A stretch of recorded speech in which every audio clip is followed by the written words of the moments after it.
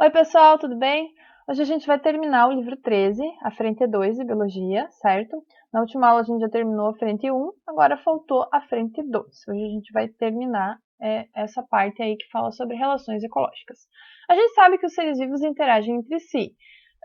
Organismos de uma mesma espécie, por exemplo, podem competir, né, por recursos naturais, por alimento, por parceiro, entre outros, mas também tem situações em que organismos podem se beneficiar.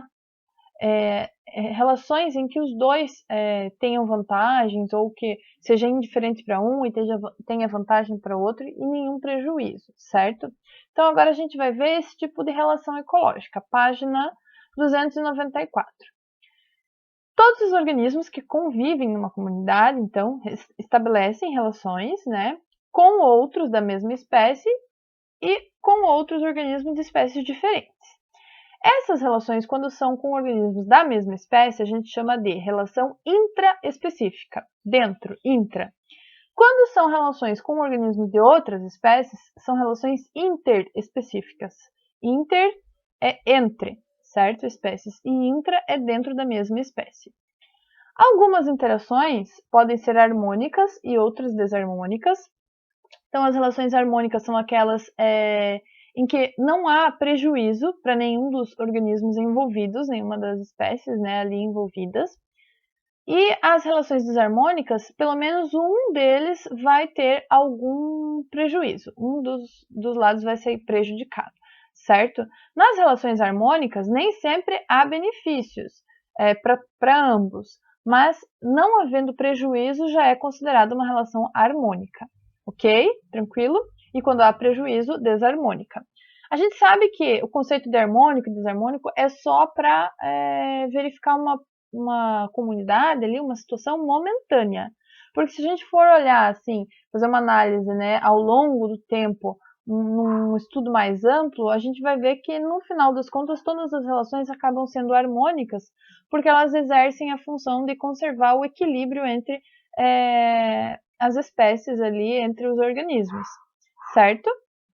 Então vamos ver primeiro aqui as relações harmônicas intraespecíficas, ou seja, aquelas que não há prejuízo para nenhum dos envolvidos e elas são dentro da mesma espécie. Intraespecífica que é dentro da mesma espécie. Sociedade é o primeiro exemplo, tá? Sociedade é um exemplo de relação, então, dentro da mesma espécie. Nela, vai ter uma interdependência comportamental entre os indivíduos da mesma população. O que é isso? Um vai depender do outro, comportamentalmente, certo? Vai ter divisão de trabalho ali, entre aquela sociedade, entre aqueles organismos.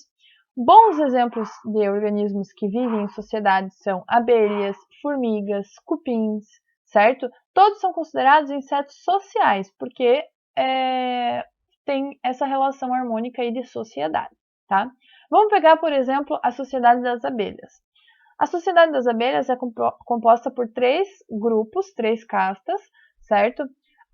O grupo das operárias, que vai realizar todas as funções, todos os trabalhos, né, de coleta de alimentos, limpeza, cuidado com as larvas, proteção, tudo isso é as operárias. A rainha tem a função de ser a fêmea fértil, e os zangões seriam os machos férteis, que têm como função fecundar a abelha rainha, certo? Então, essas são as 3 castas da sociedade das abelhas. Geneticamente, a abelha rainha ela é igual às operárias, mas por ela desenvolver os ovos, né, fertilizados, ela tem características fisiológicas e morfológicas diferentes das demais, porque ela recebe uma alimentação diferenciada. A rainha, ela se alimenta durante toda a sua vida de geleia real, que é um alimento, né, um produto rico em proteínas, vitaminas, hormônios. Então, vai fazer com que ela se desenvolva mais. Além disso, a larva da rainha, ela já é criada também num ambiente diferente, que é um alvéolo modificado, maior do que o das operárias, certo? Denominado realeira. Na sociedade das formigas, assim como nas abelhas, também tem divisões de funções, tá?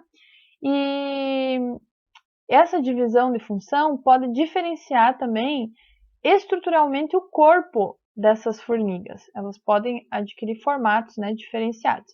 A rainha vai ser a formiga, né, que é a fêmea fértil. Ela vai ter um abdômen muito desenvolvido, próprio para fecundação, para desenvolvimento, né, para reprodução. Os machos, em geral, são alados, têm asas, então eles têm essa diferença e são férteis. E as operárias, assim como na sociedade das abelhas, elas têm diversas funções ali dentro do formigueiro, tá? Os cupins também têm a mesma estrutura social das formigas e das abelhas. Aqui a gente tem, né, as abelhas, abelha operária, aqui as formigas, formiga, cupim e cupim, certo? Então, virando lá a página próxima, 295, a gente tem o segundo tipo de relação harmônica, que também é dentro de uma população de organismos da mesma espécie, então é intraespecífica. É a relação harmônica chamada colônia. Colônia é quando os indivíduos de uma população têm uma ligação anatômica, então eles são grudados, eles não se desligam, não se soltam, certo? Essa população, então, que tem essa ligação anatômica no corpo, ela é denominada colônia. São exemplos de colônia: recife de coral, caravela, algumas espécies de algas, bactérias, algumas também, certo? De modo geral, as colônias elas vão se formar por reprodução assexuada, por brotamento ou bipartição. Só que no brotamento, né, como nas esponjas ou nos quinidários, os descendentes não vão se soltar do organismo original. Então, vai dar origem aí a essas colônias, certo? Eles não vão se desligar do ancestral. A colônia, ela tem organismos que são iguais. Quando ela tem organismos que são iguais, ela é chamada de homeomórfica. Quando ela tem organismos que são diferentes, tendo relações diferentes ou funções diferentes, ela é heteromórfica, tá? Então, a gente tem as colônias homeomórficas e as heteromórficas. Nas homeomórficas, que tem, né, os organismos iguais, a gente pode citar as bactérias, por exemplo, que formam colônias com milhões de indivíduos. Então, por exemplo, se a gente pegar um alimento contaminado, que já está impróprio para consumo, ali naquele alimento pode ter milhares de colônias de bactérias, desses micro-organismos. E por isso, se alguém se alimentar, né, acabar se alimentando daquilo ali, vai ter uma rápida intoxicação, porque vai acabar ingerindo milhões, né, milhares de colônias de bactérias, certo? Já as colônias de quinidários, como as caravelas, os indivíduos são diferentes entre si e realizam algumas funções distintas. Então, quando a gente pode ver que eles são diferentes, ela é chamada de colônia heteromórfica, tá?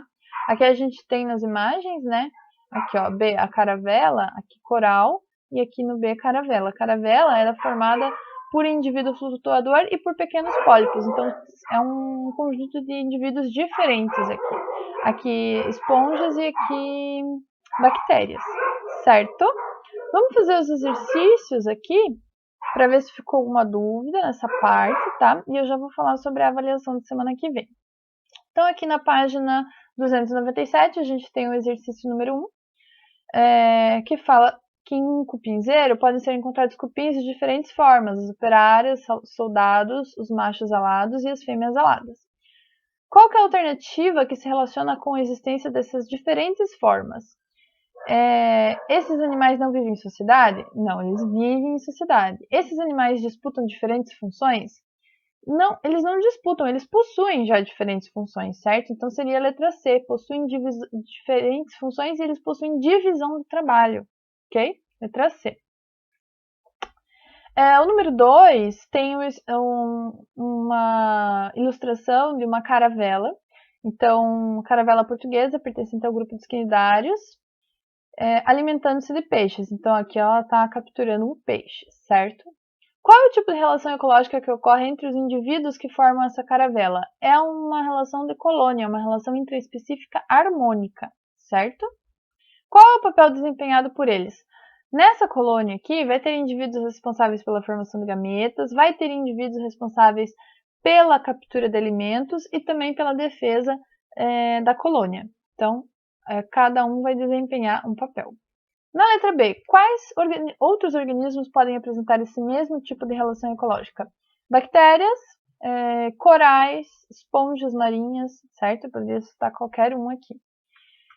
Por último, para finalizar, uma questão do Enem, número 3. Então, tem um texto aqui que fala sobre uma colônia de formigas, que ela se inicia como uma rainha jovem, que após ser fecundada pelo macho, voa e escolhe um lugar para cavar um buraco no chão. Ali dará origem a milhares de formigas, constituindo uma nova colônia.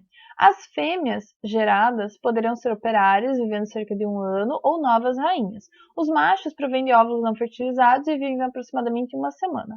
As operárias se dividem nos trabalhos de formigueiro. Há formigas forrageadoras, que se encarregam da busca por alimentos, formigas operárias, que retiram dejetos da colônia e são responsáveis pela manutenção ou que lidam com o alimento e alimentam as larvas, né? E as formigas patrulheiras.